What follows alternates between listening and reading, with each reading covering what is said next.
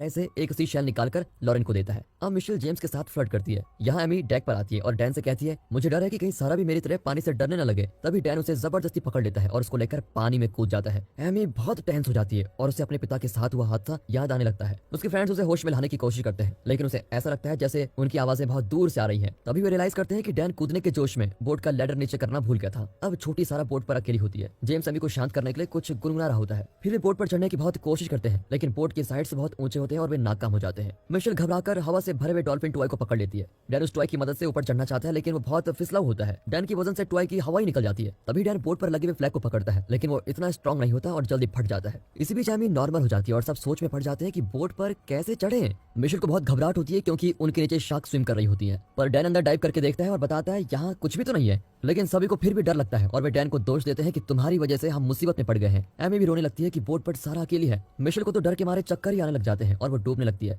फिर वो एमी की लाइफ जैकेट छीनने की कोशिश करती है। वे उसे एमी से दूर करते हैं, जिसकी वजह से उसका नर्वस ब्रेकडाउन होने लगता है। फिर लॉरेन उसे पीठ के बल लिटाकर शांत करती है। बहुत देर धूप में रहने से उनको बहुत प्यास भी लगती है। तभी बोट पर लटके हुए एक जैकेट से सेल फोन रिंग करता है। डैन किसी तरह जैकेट को निकाल ही लेता है। फिर जैक कॉल अटेंड करता है, लेकिन लगता है पानी में भीगने से फोन पर सिग्नल कनेक्ट नहीं होता। इसी बीच मिशेल फोन छीनने की कोशिश में उसे पानी में ही गिरा देती है। ये लास्ट ऑप्शन भी पानी में बह गया। डैन कहता है कि हम अपने कपड़ों को रस्सी की तरह बांधकर बोट पर फेंक सकते हैं। तभी एक बोट तेजी से उनके सामने से गुजरती है। वे हाथ हिलाकर बोट के पैसेंजर से मदद मांगते हैं, लेकिन पैसेंजर्स को लगता है कि ये लोग हेलो कह रहे हैं और वे बदले में हाथ हिलाकर ही चले जाते हैं। अब वे डैन का प्लान अपनाते हैं और जैक की जैकेट से उसका चाकू निकालकर अपने कपड़ों के टुकड़े करते हैं। फिर टुकड़ों को बांधकर एक रस्सी बनाते हैं। जेम्स पूछता है कि क्या बोट के निचले हिस्से से अंदर जाने का कोई रास्ता है, पर डैन इस बारे में कुछ नहीं जानता। फिर वो चाकू लेकर खुद ही बोट के नीचे जाकर चेक करता है। इसी बीच वे रस्सी तैयार करके बोट पर फंसा देते हैं। फिर जैक ऊपर चढ़ने की कोशिश करता है, लेकिन रस्सी ही टूट जाती है। यहाँ जेम्स को भी कोई रस्सी नहीं मिलती। जब वो दूसरी बार डाइव करता है तो गलती से चाकू गिर जाता है और फिर चाकू को ढूंढते हुए वो बहुत ही गहराई में चला जाता है और उसका सर बोट के निचले हिस्से से टकरा जाता है। जैसे ही वो बाहर आता है तो लॉरेन देखती है कि उसके हेड इंजरी हुई है और उसे जल्द से जल्द डॉक्टर के पास ले जाना होगा। अब और कोई रास्ता न पाकर जैक जेम्स से चाकू लेता है और बोट पर छेद करने लगता है ताकि ऊपर कोई पैर रख सके और बोट पर चढ़ सके।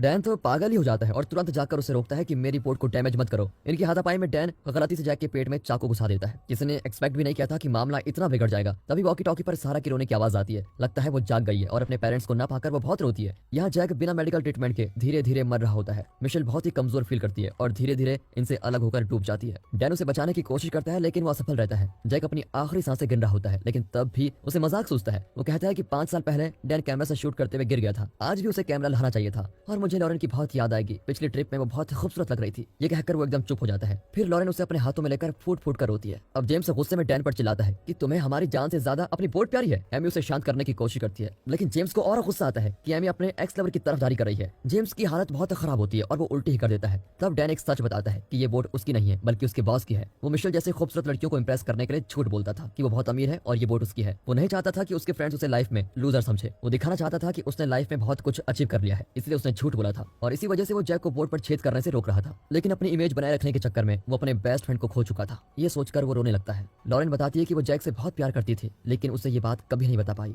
और फिर एमी उसे कन्विंस करती है कि वो जैक के शरीर को लहरों में बहने दे। इस तरह खुले समुद्र में कई घंटे बीत जाते हैं। सब थके हारे पानी में तैर रहे होते हैं और अपनी लाइफ के अच्छे पलों को याद करने में लगते हैं, क्योंकि उन्हें लगता है यही अब हमारे आखिरी मोमेंट है। जेम्स की हालत और भी बिगड़ जाती है और वो चिल्लाने लगता है। लॉरेन और इंतजार नहीं करना चाहती और अपने दोस्तों से दूर स्विम करने लगती है। उसे लगता है कि वो किनारे पर पहुंचकर किसी को मदद के लिए बुला लेगी। सारा यहाँ लगातार रो रही होती है। एमी वॉकी टॉकी पर उसको शांत करने की कोशिश करती है, लेकिन उसका रोना नहीं रुकता। अब एमी नीचे गिरे हुए चाकू को ढूंढने जाती है, लेकिन डैन उसको रोकता है और खुद अंदर जाता है। कुछ ही देर में अंधेरा होने लगता है। अब एमी और जेम्स पानी में अकेले होते हैं। वो बेहोश होने लगता है और कहता है मैं थक गया हूँ और मेरे सर में दर्द भी है। तभी बारिश होने लगती है और जेम्स शांत हो जाता है। एमी रियलाइज करती है कि जेम्स तो मर गया है और चिल्लाने लगती है। डैन उसकी आवाज को सुनता है, लेकिन फिर भी चाकू ढूंढने में लगा रहता है, क्योंकि वो अपने दोस्तों को बचाना चाहता है। अब रात हो जाती है और एमी फाइनली एक्सेप्ट कर लेती है कि उसका पति मर गया। वो उसके शरीर को छोड़ देती है और एक लोरी गुनगुनाती है जो वे अपनी बेटी को सुनाते थे। अब डैन पानी से निकलता है तो उसके हाथ में जकड़न होती है और वो दर्द से चिल्लाता है। फिर एमी उसको अपना वेस्ट देती है और बोट के पास स्विम करवाती है। इसी बीच तूफान आता है और इस हालत में सर्वाइव करने के चांसेस ना के बराबर है। डैन बेबस होकर अपने गॉगल्स को बोर्ड पर पीटता है, लेकिन कांच से उसके हाथ में और चोट लग जाती है। तभी उसको एक आइडिया आता है। वो ग्लास को बोर्ड और फोल्डिंग रैम के बीच वाली जगह पर रखता है और उसे कसकर पकड़ लेता है। फिर वो एमी से कहता है कि इस पर पैर रखो और तुम ऊपर चढ़ो। वो चढ़ने की कोशिश करती है, लेकिन बारिश की वजह से हर बार फिसल जाती है। पर डैन कहता है कि तुम्हें हार नहीं माननी चाहिए, फिर से कोशिश करो।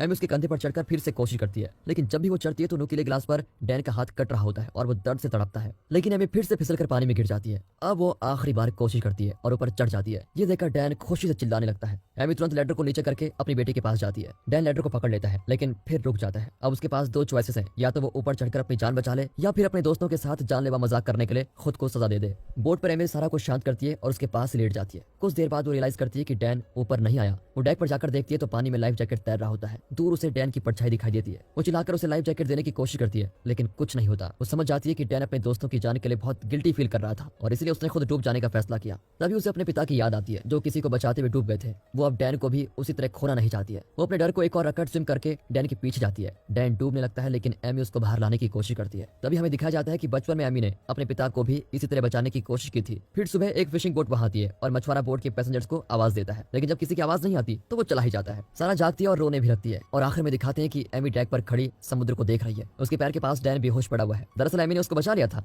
फिशिंग बोट वहां नहीं है लेकिन दूर से उसके इंजन की आवाज सुनाई दे रही है। सबसे इंपॉर्टेंट बात यह है कि इतने खतरनाक एक्सपीरियंस के बाद एमी जिंदा है और अब वो अपने घर जा सकती है। अब वो पानी से नहीं डरती। और दोस्तों इसी के साथ ये मूवी यहाँ पर खत्म